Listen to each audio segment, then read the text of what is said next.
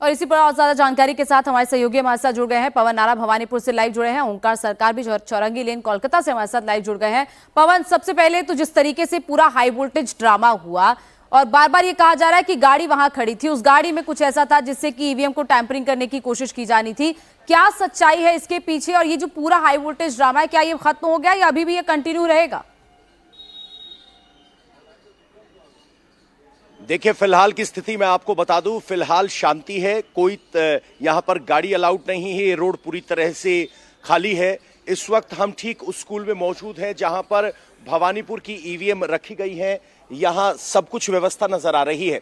शाम को ये सारा बवाल तब शुरू हुआ जब ममता बनर्जी की तरफ से एक प्रेस स्टेटमेंट जारी किया गया जिसमें कहा गया सभी कार्यकर्ता वहां पहुंचे और मैं खुद धरना दूंगी। उसके बाद वो इस सेंटर पे पहुंची। सामने नेताजी सेंटर में शशि पांजा और कुणाल घोष पहुंचे और वो धरने पर बैठ गए। उसके साथ कुछ समर्थक आए, ममता दीदी के साथ भी समर्थक थे और वो गाड़ी थी। जो बीजेपी के कार्यकर्ता थे उनकी तरफ से उस गाड़ी का विरोध किया गया।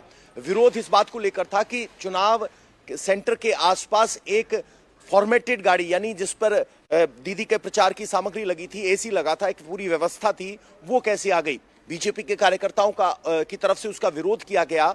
तो कुल मिलाकर टीएमसी की तरफ से यह संदेश देने की कोशिश की गई, चुनाव का अभी अंत नहीं हुआ है, काउंटिंग अभी बाकी है, तो कार्यकर्ता हताश ना हो। और उस मकसद से ममता बनर्जी अपने कार्यकर्ताओं में जोश भरने के लिए पहुंची।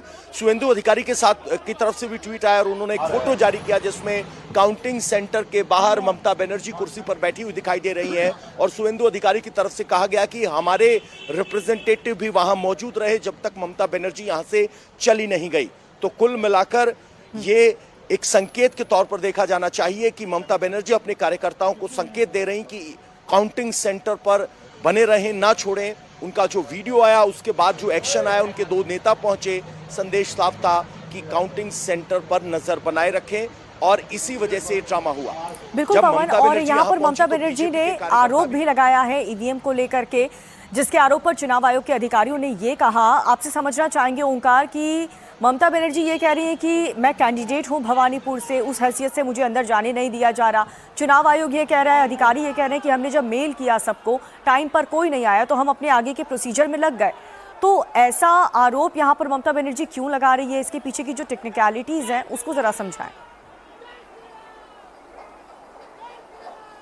जी देखिए, सीईओ मनोज कुमार अग्रवाल की तरफ से रात के 11:15 बजे कल प्रेस कॉन्फ्रेंस किया गया और प्रेस कॉन्फ्रेंस के जरिए ये कहा गया कि शाम के 4 बजे सभी जितने भी एजेंट है या फिर उम्मीदवार है वो 4 बजे पहुंच जाए खुदीराम अनुशीलन केंद्रों पर और यहाँ पर पहुंचते हुए वो अपने खुद देखे कि उस जगह पे पोस्टल बैलेट का जो सेग्रीगेशन का काम है, यानी कि अलग अलग जगह पे जो पोस्टल बैलेट के जरिए वोट पड़ा है, वो वोट को जो सेग्रीगेशन का काम है वो किया जा रहा था।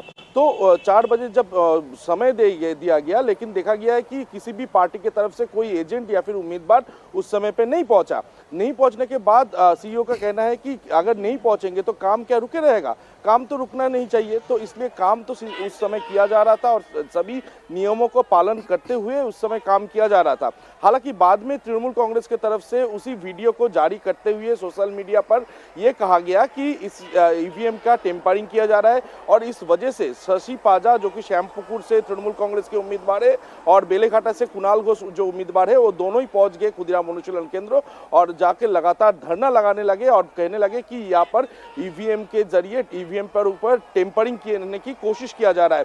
हालांकि रात में ये पूरा साफ कर दिया गया और मनोज कुमार अग्रवाल सीईओ की तरफ से कि इसमें कोई टेम्परिंग का मामला नहीं है। जितने भी पोस्टल बैलेट थे उसका सेग्रीगेशन का जो काम है वो काम किया जा रहा था उस वक्त। लेकिन 4 बजे का जब समय दिया गया, लेकिन उस समय कोई आया नहीं, ना ही किसी ने मेल का रिस्पॉन्ड किया और कोई भी वहां पर नहीं पहुंचा। तो इसमें चुनाव आयोग पर आरोप लगाना तो बनता ही नहीं है।